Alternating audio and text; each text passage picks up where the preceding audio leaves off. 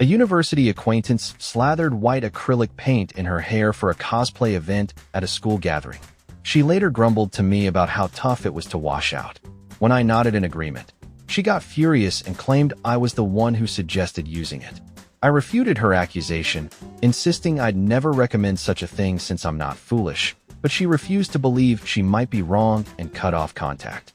Another acquaintance overheard our exchange and later verified that a different mutual friend had advised her to use the paint. However, this person wouldn't support me or clarify because it wasn't their business to interfere. I no longer associate with either of them. My spouse and I disagreed on a topic years back. Can't recall what it was about. She got upset and told me to look it up online. I did, and it turned out I was correct. She became livid, insisting I must have checked an incorrect site and to search again. I responded, "Why don't you find the right site and share the link with me?" I turned down a slice of cake, at first courteously, but she kept pushing me to take it over a dozen times. Finally, I firmly said, "I've already said no, and I'm not changing my mind." She got so angry that she burst into tears. To make matters worse, her dad had just praised my progress with my eating disorder, noting that I managed to eat 5 full bites of the main course that day. Things were tough back then. She shouldn't have even offered me cake, let alone pressured me. Everyone knew I struggled immensely with eating, and the more someone pushed, the harder it was for me. Thinking back, I should have been the one upset about her insensitivity. During lunch, a teacher dragged me aside and scolded me for supposedly stealing a box of tissues. I was annoyed but not rattled since I hadn't done anything wrong. When the bell rang, another student walked in, overheard the teacher still berating me, and pointed out, "They're right there behind you, ma'am." I couldn't see them because the teacher was yelling inches from my 12-year-old face. She didn't say sorry.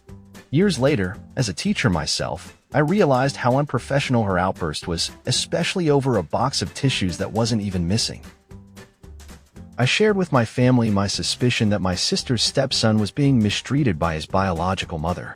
My reasoning: every time he returns from her place, he has nightmares and wets the bed, every single time. He's usually with my sister and doesn't have these issues otherwise, only after staying with his bio mom.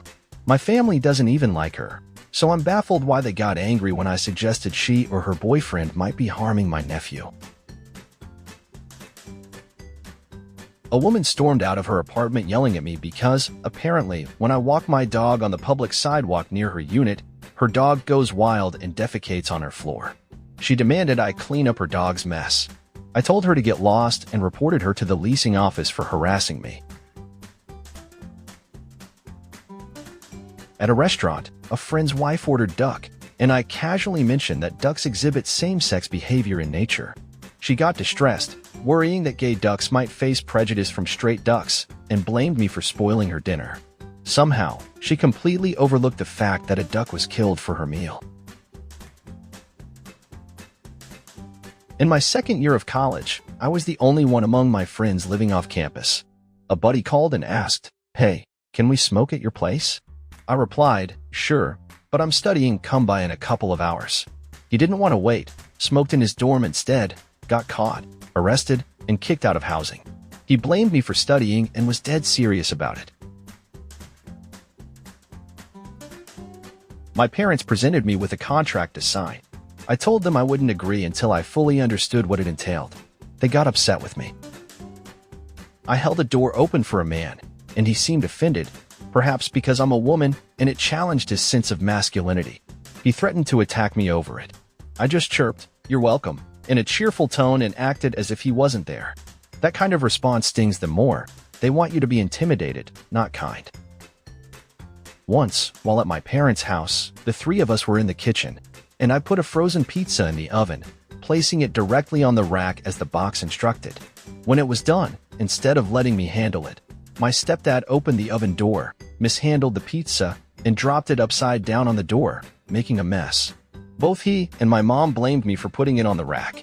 I pointed out that the instructions clearly said to do it that way, but they wouldn't listen. It escalated into a huge argument, which eventually came down to them saying, "Sometimes your mother is right just because she's your mother." Fed up, I walked out.